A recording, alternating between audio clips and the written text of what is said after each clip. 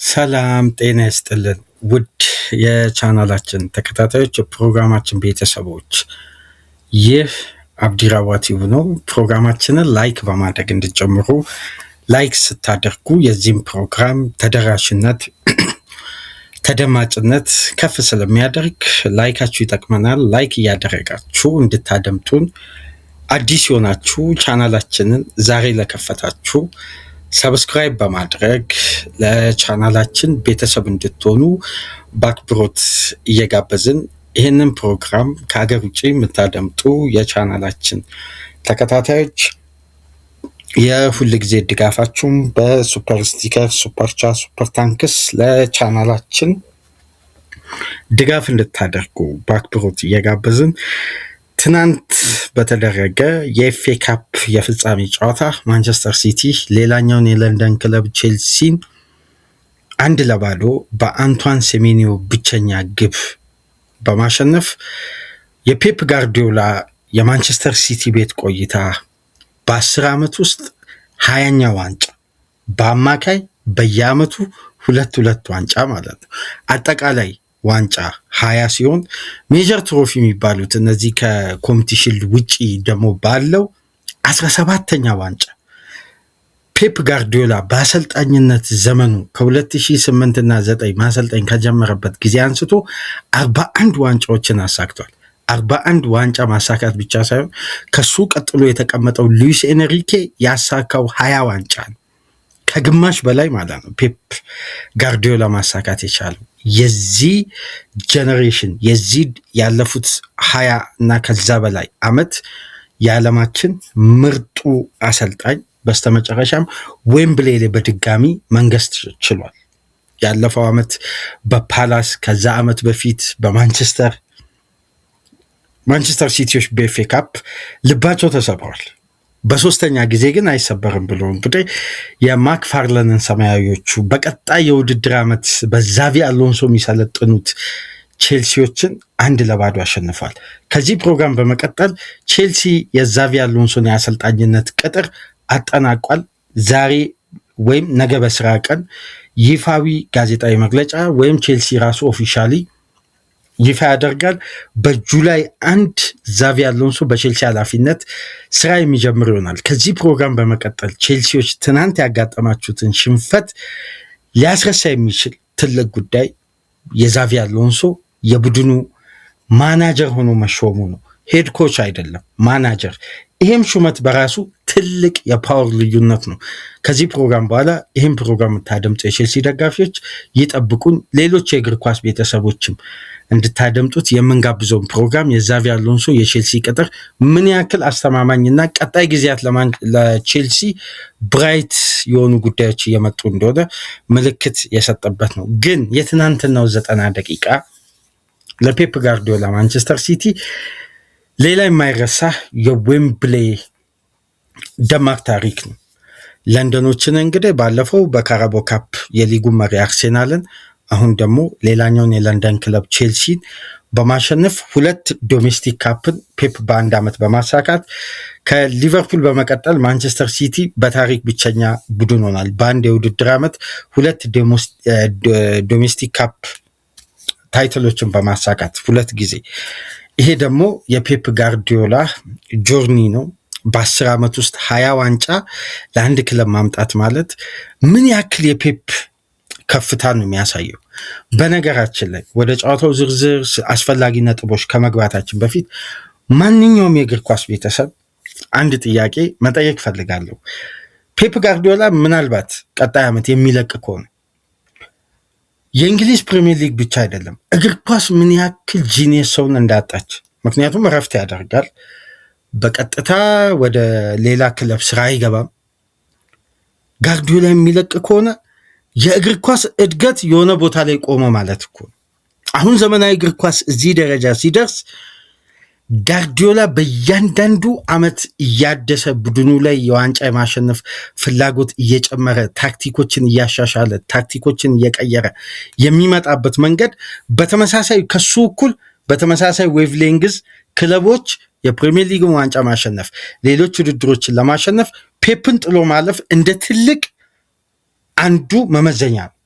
ስለዚህ የእግር ኳስ ትልቁ እድገትን ነው የምናጣው።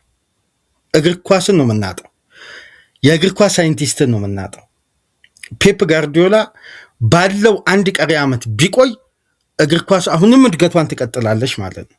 ለዘመናዊ እግር ኳስ ትልቅ ብርሃን የሆነ የዓለማችን የምርጦች ምርጥ የሆነ አሰልጣኝ እንግዲህ ታሪካዊ ድሉን ማስመዝገቡን ቀጥሏል። ባይለቅ በግሌ ደስተኛ ነኝ። ፔፕ ግን ከለቀቀ እግር ኳስን በከፍተኛ ደረጃ እንድንረዳ፣ እግር ኳስን እንድንናፍቅ፣ ምክንያቱም የፔፕ ጋርዲዮላ መምጣት ዛሬ ላይ አርሴናል በዚህ ደረጃ ሲፎካከር ፔፕን ነው ትልቁ መለኪያ አድርጉ።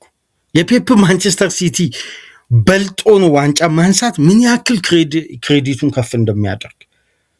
ፔፕ የሌለበት የፕሪሚየር ሊግ ፉክክር ወይም ፔፕ ያላጎለበተው ማንቸስተር ሲቲ፣ ለውጥ ያላመጣበት ማንቸስተር ሲቲ ላይ ያሸነፉ ክለቦች አሁን ላይ ያሉበትን ደረጃ ተመልከቱ።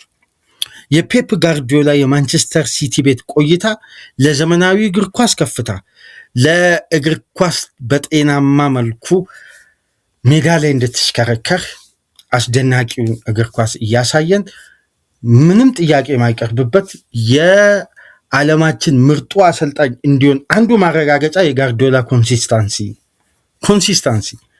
አንድ ቡድን በየዓመቱ ዋንጫ እየተራበ እየመጣ አምና ያሸነፈ ቡድን አይመስልም ዘንድሮ የሚፎካከርበት ኳሊቲ፣ አምና ድሎችን ያስመዘገበ አይመስልም ዘንድሮ የሚጓዝበት ርቀት። ይሄ የጋርዲዮላ የፍልስፍና ከፍታን፣ የእግር ኳስ ጠባቂ፣ የዘመናዊ እግር ኳስ ባለቤት የሆነው ፔፕ ሌላ ታሪክ አስመዝግቧል። በግልጽ ሁኔታዎችን ለመረዳት አሁን ለምሳሌ ተፎካካሪ ክለቦች ፔፕ ቢለቅ ደስ ይላቸዋል፣ ምክንያቱም ሊጉን ዶሚኔት ለማድረግ ይመቻቸዋል። ግን ፔፕ የሚለቀው ከማንቸስተር ሲቲ ብቻ አይደለም፣ ከዘመናዊ እግር ኳስ ነው። ከእግር ኳስ ነው ፔፕን ከዚህ ከስክሪናችን ላይ የምናጣው። ይሄ ደግሞ ለእግር ኳስ ጥሩ ነው ብዬ አላስብም። ፔፕ መቆየት አለበት።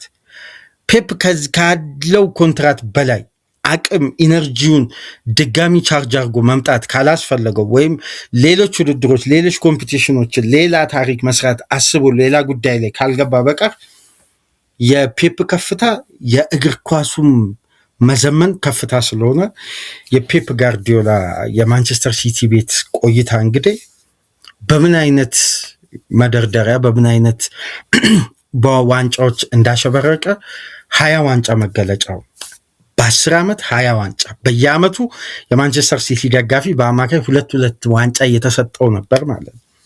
የስኬቶቹ ትልቁ ማሳያዎች ቁጥሮቹ ብቻ ማስረጃ ይሆናሉ። አሁን በእንግሊዝ እግር ኳስ ታሪክ ተደርጎ የማያውቅ አንዱ ሪከርድ ምን መሰላችሁ? እያንዳንዱን ኮምፒቲሽን 3 እና ከዛ በላይ ያነሳ በእንግሊዝ እግር ኳስ ታሪክ በአንድ አሰልጣኝ ውስጥ ብቸኛ አሰልጣኝ ፔፕ ጋርዲዮላ ነው። ዩሮፒያን ካፕ ወይም ቻምፒየንስ ሊግ 3 ዋንጫዎችን አሳክቷል። ኤፍኤ ካፕ 3 ዋንጫዎችን አሳክቷል። ሊግ ካፕ ከ3 በላይ 5 ዋንጫዎችን አሳክቷል። ፕሪሚየር ሊግ 6 ዋንጫዎችን አሳክቷል። አንድ አሰልጣኝ የእንግሊዝ ቡድኖችን ይዞ በዚህ ስኬት ደረጃ የተመዘገበ የለም። ምናልባት ሁሉንም ዋንጫዎችን በማሸነፍ ረገድና የፔፕ ጋርዲዮላ ማንቸስተር ሲቲ ፍጹም በታሪክ መዝገብ ላይ ከፍ ብሎ የተቀመጠበት ነው። እያንዳንዱን ውድድር ከ3 በላይ ዋንጫ ማሳካት ይሄ ቀላል የሚባል ታሪክ አይደለም። በጣም በጣም በጣም ረጅም ጆርኒ ነው። እንደውም አንድ ጉዳይ ስመለከት ነበር ኦፕታ ይዞ በወጣው መሰረት እና በ2025/26 ሁለቱንም ዶሜስቲክ ካፕ ማንቸስተር ሲቲ ሲያነሳ በካራቦ ካፕም ከ6 ጨዋታዎችን በማሸነፍ ነው። በኤፍኤ ካፕም ከ6 ጨዋታዎችን አሸንፎ ነው። 100% ሁለቱም ውድድሮች በአንድ ሲዝን ያሸነፈ ክለብ እስከ ፋይናል ድረስ ሄዶ ፋይናሉንም አሸንፎ ዋንጫውን ያሳካ በታሪክ ብቸኛ ቡድን ማንቸስተር ሲቲ። ሁለቱንም ውድድር ካራቦ ካፕንም ከ6 ጨዋታ በማሸነፍ ኤፍኤ ካፑንም ከ6 ጨዋታ በማሸነፍ በታሪክ ብቸኛ ቡድን ነው ማንቸስተር ሲቲ። ይሄ ሌላ አስደናቂ የእግር ኳስ ታሪክ ነው። በጣም የሚያስገርም። እንደውም አንዳንድ ቁጥሮችን ስመለከት ፔፕ ጋርዲዮላ 3 ኤፍኤ ካፕ፣ ሴር አሌክስ ፈርጉሰን 5 ኤፍኤ ካፕ ነው ያሳኩት። ፔፕ 5 ካራቦ ካፕ፣ ሴር አሌክስ ፈርጉሰን 4 ካራቦ ካፕን ነው ማሳካት የቻሉት እና የታሪክ ግጥምጥሞችና ተቀራራቢነትን አንስተውም እየጻፉ ነው የሚገኙትና የጋርዲዮላ ማንቸስተር ሲቲ ዶሚኔት ያደረገበት 10 ዓመት ኢራ ፍጹም ለማመን የሚከብድ አስደናቂ ረጅም ጉዞ ነው። ያውም እኮ እግር ኳስን እያተረፈ ዘመናዊ እግር ኳስ ስንት አይነት ስትራክቸር ይዞልን መጣ። በአሳማኝ ሁኔታ ጨዋታን የማሸነፍ ኮንሲስተንሲ ማሳየት ከፔፕ ቡድን ውጪ የትኛው ቡድን መለኪያ ይሆናል? አሁን እኮ ባለፉት 2 ዓመት 3 ዓመት እሺ የሉዊስ ኤንሪኬ ፒኤስጂ ልናነሳ እንችላለን። ከዛ ዓመት ቀደም ብሎ የኤርገን ክሎፕ ሊቨርፑልን ማንሳት እንችላለን። ግን የፔፕ ኮንሲስታንሲ ለ10 ዓመት ነው የቆየው። ለ10 ዓመት ይሄን ታሪክ የማይረሳው ብቻ ሳይሆን ለእግር ኳሱ ግብአት የሚሆን የጋርዲዮላ የማንቸስተር ሲቲ ቤት እያንዳንዱ ጨዋታ በኤክስፐሪመንት መልክ ጽሁፍ የሚወጣው ነው እና ይሄ አሰልጣኝ ትናንትናም ሌላ ታሪክ መጻፍ ችሏል እና 72ኛ ደቂቃ ላይ አንቷን ሴሜኒዮ በግሩም ቺኪ ጎል ነው ማስቆጠር የቻለው በውስጥ እግሩ። ሃላንድም በፍጻሜ ጨዋታ በማንቸስተር ሲቲ ቤት ቆይታው ለመጀመሪያ ጊዜ በፍጻሜ እንግዲህ ግብ እስካሁን አስቆጥሮ አያውቅም። ይሄ ትችቱ እንዳለ ሆኖ ግን የመጀመሪያ አሲስቱን በፍጻሜ አድርጓል እና በአስደናቂ ከማይገመት አንግል ነው ሃላንድ ለሴሜኒዮ አሲስት ያደረገውና አንቷን ሴሜኒዮ ብቸኛ ጋናዊ ተጫዋች ነው በኤፍኤ ካፕ ፍጻሜ ማስቆጠር የቻለ በታሪክ ብቸኛ ተጫዋች ሆኖ በተመሳሳይ መመዝገብ ችሏል እና ከተሸናፊው ቼልሲ ጋር በተያያዘ ቼልሲ እንግዲህ የመጀመሪያ ቡድን ሆኗል በታሪክ 4 ተከታታይ የፍጻሜ የኤፍኤ ካፕ 4 ተከታታይ ጨዋታዎችን ፍጻሜዎችን በመሸነፍ ከ1949 እና ከ1969 መሃል ባለው የኤፍኤ ካፕ ፍጻሜ ጨዋታ ሌስተር ሲቲ ነበር በዚህ ታሪክ የሚታወቀውና ሪስ ጄምስን በታሪክ 2ኛ ተጫዋች ሆኗል 4 የኤፍኤ ካፕ ፋይናሎችን በመሸነፍ ከፖል ብራስዌል ከሚባል የሌስተር ተጫዋች በመቀጠልና ይሄ በጥሩ ጎኑ የሚነሳ አይደለም። ግን የአንቷን ሴሜኒዮ አስደናቂ ታሪክ ነው አሁን እዚህ ጋር ማንሳት ያለብን። ይሄ ተጫዋች የኤፍኤ ካፕን ጨዋታ በ18 ዓመቱ ዛሬ ለሚገኘው 26 ዓመቱ ነው። ከ8 ዓመት በፊት በ2018 ለኒውፖርት ካንትሪ ለሚባል ክለብ እየተጫወተ ከነን ሊግ በዕለቱ 2-0 ያሸንፋሉ። የነ አንቷን ሴሜኒዮ ቡድን ሜትሮፖሊታን ፖሊስ ኤፍሲ የሚባለውን በኖቬምበር ወር 2018 ከ8 ዓመት በኋላ የጋርዲዮላ ማንቸስተር ሲቲ ኤፍኤ ካፕን ድል ሲያደርግ ይሄ ተጫዋች ምን ያክል አስደናቂ የእግር ኳስ ኬሪየር እንዳሳለፈ ተመልከቱ። ይሄ ጋናዊ ተጫዋች ከ8 ዓመት በፊት ለነን ሊግ ክለብ እየተጫወተ በማይታወቅ ታሪክ ውስጥ የነበረ ተጫዋች ዛሬ ለማንቸስተር ሲቲ የአሸናፊነትን ግብ ማስቆጠር ችሏል። ይሄ ምን አይነት አስደናቂ ታሪክ እንደሆነ እንደምታውቁት ከጃንዋሪ ፊርማ በኋላ በዘንድሮ የውድድር ዓመት እንግዲህ የዓመቱ ምርጥ ተጫዋቾች ዝርዝር ይፋ ሆኗል እና ከነዛ ተጫዋቾች ዝርዝር ውስጥ እንደተካተተ ይታወቃል። አንቷን ሴሜኒዮ በበርንማውዝ የጀመረውን አስደናቂ ጉዞ በሲቲ ቤት የበለጠ አስቀጥሎ እንግዲህ የቡድኑ በሲዝን ውስጥ ተርን የማድረግ ትልቁ አቅም አንቷን ሴሜኒዮ ነው። በፊት መስመር በኩል በተለይ 4ቱ ተጫዋቾች የፈጠሩት ፍጹም ቅንጅት፣ ፍጹም አስደናቂ የጨዋታ ስትራክቸር ማንቸስተር ሲቲ እንደ ቡድን ስኬታማ ሲሆን ውጤታማ ሲሆን ባለፉት ዓመታት ከክለቡ ጋር ረጅም ጊዜ ከፔፕ ጋርዲዮላ ጋር ቆይታ ያደረጉት በርናንዶ ሲልቫንና ጆን ስቶንስ የመጨረሻ የካፕ ፍጻሜያቸው ነበር።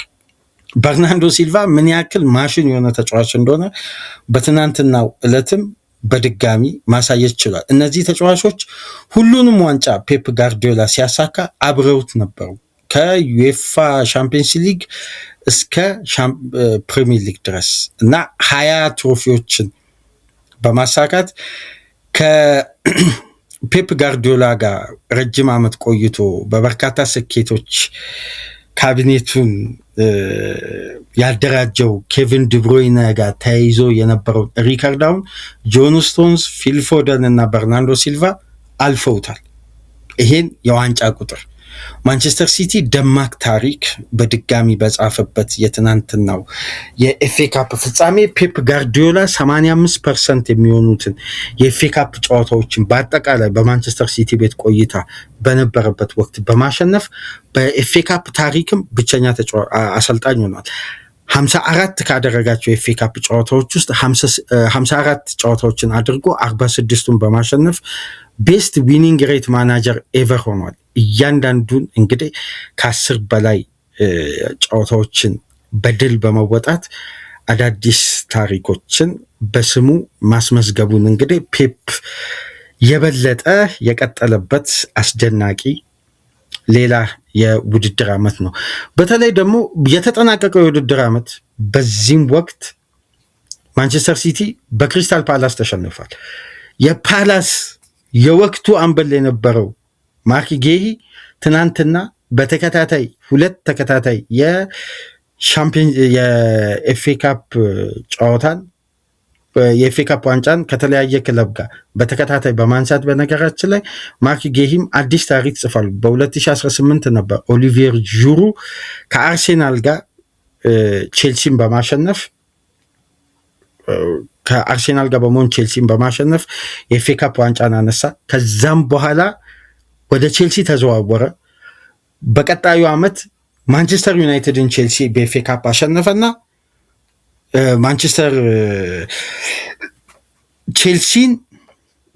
ቼልሲ ማንቸስተር ዩናይትድን በማሸነፍ የኤፍኤ ካፕ ዋንጫ ሲያሳካ ደግሞ በቀጣዩ ዓመት ኦሊቪየር ዢሩ የቼልሲ ቡድን ስብስብ አባል ነበር። ትናንትናም ማርክ ጌሂ ያለፈው ዓመት ማንቸስተር ሲቲን ፓላስ ሲያሸንፍ የፓላስ አምበል ነበር። ትናንት ደግሞ ሲቲ ቼልሲን ሲያሸንፍ የሲቲ የኋላ መስመር ደጀን በመሆን እንግዲህ በአስደናቂ ሁኔታ የአንቷን ሴሜኒዮ እና የማርክ ጌሂ የጃንዋሪ ፊርማ እንዴት የፔፕን ሲዝን በአንዴ እንደቀየረው በቂ ማሳያ ነው። አሁን እስቲ ስለ ጨዋታው ነጥቦች እናንሳ። ጨዋታውን እንዴት ተመለከታችሁት? ቁጥሮችን ተመለከትን። የሲቲ አስደናቂ የውድድር ዓመትና የፔፕ ጋርዲዮላ የማያቋርጥ የድል ጉዞ አሁንም በሲቲ ቤት እንደቀጠለ ተመለከትን። ትሮፊለስ ሲዝን ነው ተብሎ ነበር ለማንቸስተር ሲቲ። እንደምታውቁት ዋንጫ የለሽ ሲዝን ተደርጎ በደንብ የምናስታውሰው ከማድሪድ ሽንፈት በኋላ የፔፕ የዘንድሮ ሲዝን አክትሟል ሲባል ነበር። በካራቦ ካፕ ፍጻሜ ደርሶ በአርሴናል ጨዋታ የተሰጠው ግምት እንኳን በፔፕ የአሰልጣኝነት ዘመን ዝቅተኛ ግምት ያገኘበት ጨዋታ ነበር።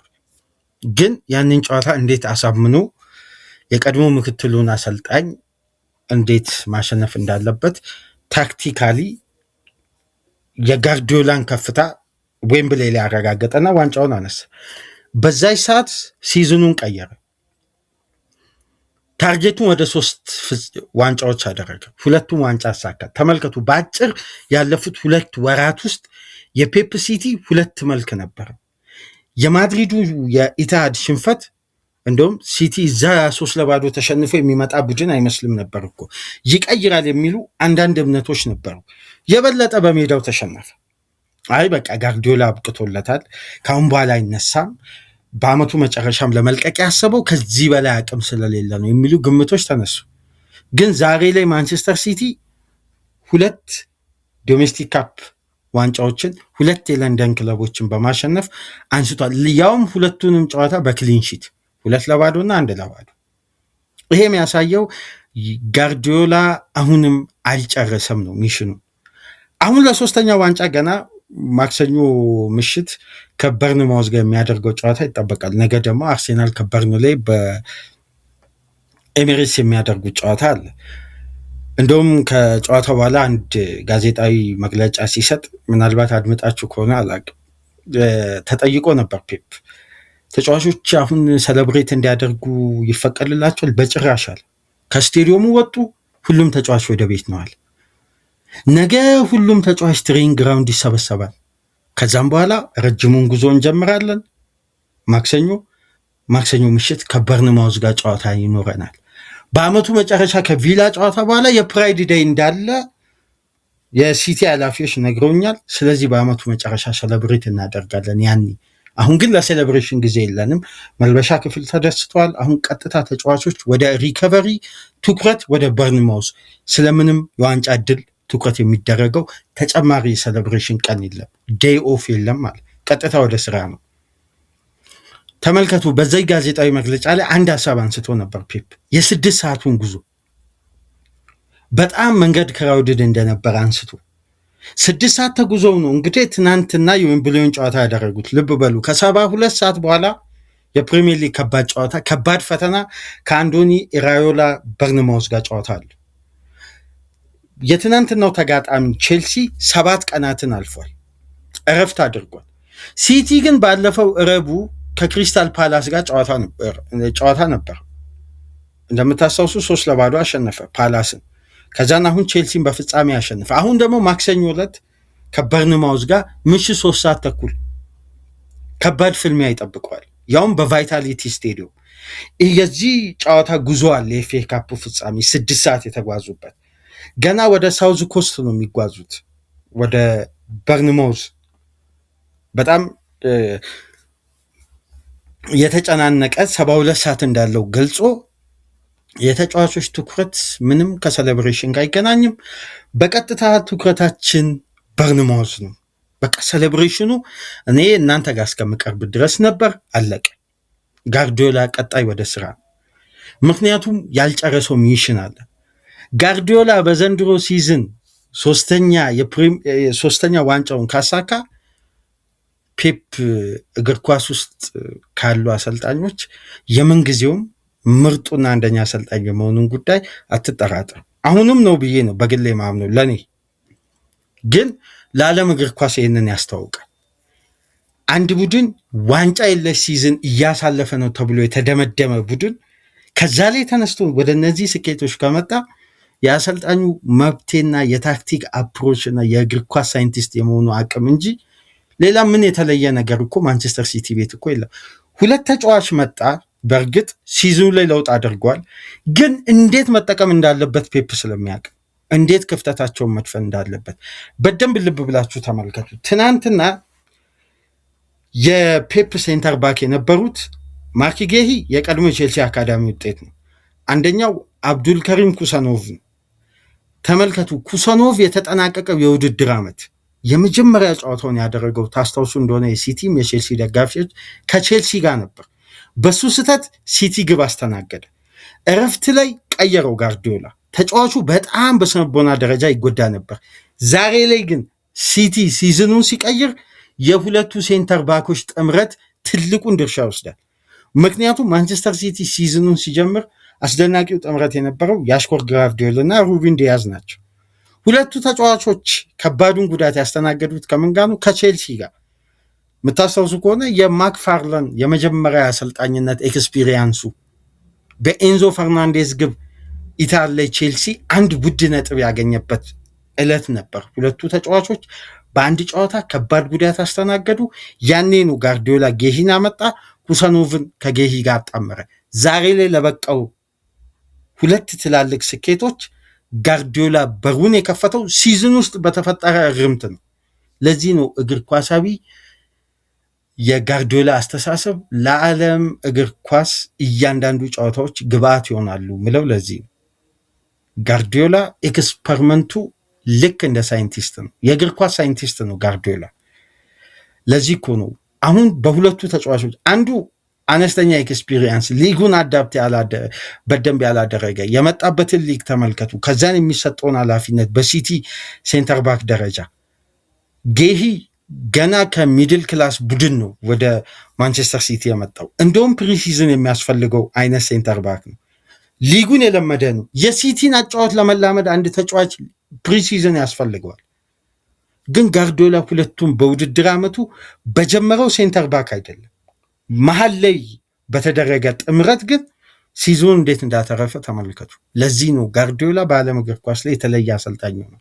ማቲያስ ኑኔዝን ቀይሮ ቀኝ ፉልባክ አድርጎ ኤንትኑሪ ነበር የዘንድሮ የውድድር ዓመት የፔፕ ጋርዲዮላ ግራ ፉልባክ እቅድ።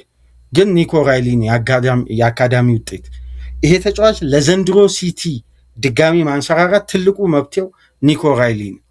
ሮድሪ ከዛ አስከፊ ጉዳት እላዩ ላይ ግሮይን ኢንጁሪ ተፈጥሮ ከዛ ላይ አምጥቶት በሮድሪ ሲዝኑን አቃንቶ ነው እዚህ የደረሰው። አሬንጅ ማድረግ፣ መሀል ላይ ማቀናጀት፣ መሀል ላይ መብቴ ማምጣት የእግር ኳስ አሰልጣኞች ትልቅ የአቅምና የኳሊቲ ደረጃ ነው። በሲዝን መሀል መብቴ ማምጣት። ምክንያቱም ፕሪሲዝን የሚጠቀሙት አመቱን ሙሉ የሚጫወቱበትን ሲስተም ገንብተው አጠናከው ሰርተው ይሄን አካል ብቃት፣ ይሄን ትንፋሽ፣ ይሄን የቲሙን መዋሃድ ስቴጆችን ሁሉ አዳፕት አድርገው ይመጡበት ነው። በሲዝኑ ትላልቅ ጉዳዮች የተፈጠሩበት ቡድን መሀል ላይ መብቴ አድርጎ ወደዚህ ሌቭል ሲመጣ ከአሰልጣኙ እውቅና ውጭ ሌላ ሊወስድ የሚችልበት ምንም አይነት ምክንያት የለም እና የትናንትናውን ጨዋታ ለተመለከተ በዛው ደረጃ አዝናኝ አልነበርም፣ ወይም ማራኪ የሚባል ኢንተርቴኒንግ ጌም አልነበርም። ግን እዚህ ጋር ክሬዲት ሰተ ማለፍ ያለብን ለቼልሲ ነው። ቼልሲን ከጠበቅነው በላይ በጣም አስደናቂ ኦርጋናይዝድ ቡድን ነበር፣ ምርጥ ቡድን ነበር። ቼልሲ ቢያንስ ሲቲ ለሰባ ምናምን ደቂቃ መቆጣጠር ችሏል በአስገራሚ የመከላከል ኦርጋናይዜሽን። አሁን ይሄ ቡድን የሚጎለው ኳሊቲ እና ሊኖረው የሚገባው አጫወት ስትራቴጂን በደንብ ግልጽ የሆነበት ነው። ቼልሲ ለመከላከል ኦርጋናይዜሽን በቂ ተጫዋቾች አቅም ምናልባት ከግብ ጠባቂ ውጭ ጥሩ ተጫዋቾች አሉት። አመቱን ሙሉ በጥሩ አሰልጣኝ፣ በጥሩ የጨዋታ መንገድ፣ በጥሩ የጨዋታ ሲስተም እና ስትራክቸር ሲዋቀር መከላከሉ የበለጠ ሊጎለብት እንደሚችል ያየንበት ነው። ማጥቃቱ ደግሞ ይሄ በአሰልጣኝ ሪትም ውስጥ የሚስተካከሉ በክለቡ የማጥቃት እንቅስቃሴ ውስጥ ፍሌክሲቢሊቲ ሊፈጥሩ የሚችሉ ተጫዋቾች በአግባቡና በተደራጀ እንቅስቃሴ ተገቢውን ቦታና ኳሊቲ ሲያገኙ የሚጎለብቱበት እና ተጨማሪ ኃይልም በፊት መስመር እንደሚያስፈልግም ያየንበት ነው። ቼልሲ ግን እንደ ቡድን ሲቲን ኮንትሮል ለማድረግ የመረጠበት የጨዋታ ስትራቴጂ ሊደነቅ ይገባል። ምናልባት ትልቁ የማንቸስተር ሲቲ የማሸነፊያው ቁልፍ የበለጠ የተረጋገጠበት ደቂቃ ብዬ በግሌ ማምነው ሪስ ጀምስ ፊትነሱ አይቀጥልም። ከዛ ደቂቃ በላይ ቢቀጥል እንደገና ለባሰ ጉዳት ስለሚዳረግ መቀየሩ አስገዳጅ ስለሆነ ሪስ ጀምስን ማክፋርለን መቀየራቸው እንጂ ጀምስ ቢቆይ በተወሰነ መልኩ የሆነ ነገር ክሬት ማድረጉ አይቀርም። ግን የተቀየረበትም ደቂቃ ኦልሞስት 83-84 ደቂቃ ከሞላው በኋላ ነው። ግን ማንቸስተር ሲቲ እንደ ቡድን ያለው ኳሊቲ የትናንትናውን ጨዋታ አሸንፎታል። 100% ድል እንዲያደርጉ ረድቷቸዋል። ምክንያቱም የጨዋታውን ቁጥሮች እንኳን ብትመለከቱ በጣም የሆነ ተመጣጣኝነት ያለው ነው። ሲቲ 9 ቼልሲ 7 ሙከራ ነው። ቼልሲ 1 ኢላማውን የጠበቀ ሲቲ 4 ኢላማውን የጠበቀ ሙከራ ነው። ቼልሲ 20 ኳሶችን በማንቸስተር ሲቲ የመጫወቻ ቦክስ ውስጥ ሲነካ፣ ሲቲ ደግሞ በቼልሲ የመጫወቻ ቦክስ ውስጥ 27 ኳሶችን ነክተዋል። 55-45 ነበር የኳስ ቁጥጥር ብልጫ የነበረው በሁለቱ ክለቦች መካከል። አብዛኛውን ማንቸስተር ሲቲ ነበር መውሰድ የቻለው። ግን ሲቲን እንደ ቡድን ለመቆጣጠር ቼልሲዎች የተጓዙበት ርቀት በጣም የሚደነቅ ነው። ነገር ግን በጨዋታው በሁለቱም 45 አወዛጋቢ ጉዳዮች ነበሩ። በሁለቱም 45 የኩሳኖቭ ፋውል ፔናልቲ ያሰጣል አያሰጥም ነው። የመጀመሪያው ጆዋው ፔድሮን ብሎክ ያደረገበት፣ ሁለተኛውም ተመሳሳይነት ባህሪ ያለው አይነት ፋውል ደግሟል። ግን የዕለቱ ዳኛ ዳረን ኢንግላንድ ጨዋታውን አስቀጥለውታል። የእንግሊዝ እግር ኳስ በፔናልቲ ቦክስ ውስጥ የሚሰሩ ፋውሎችን የሚተነተንበትን መንገድ ይሄ ማንዴይ ናይት ፉትቦልን ጠብቃችሁ ካልተመለከታችሁ ጉዳዮች ሁሉ በጣም ውስብስብ ናቸው።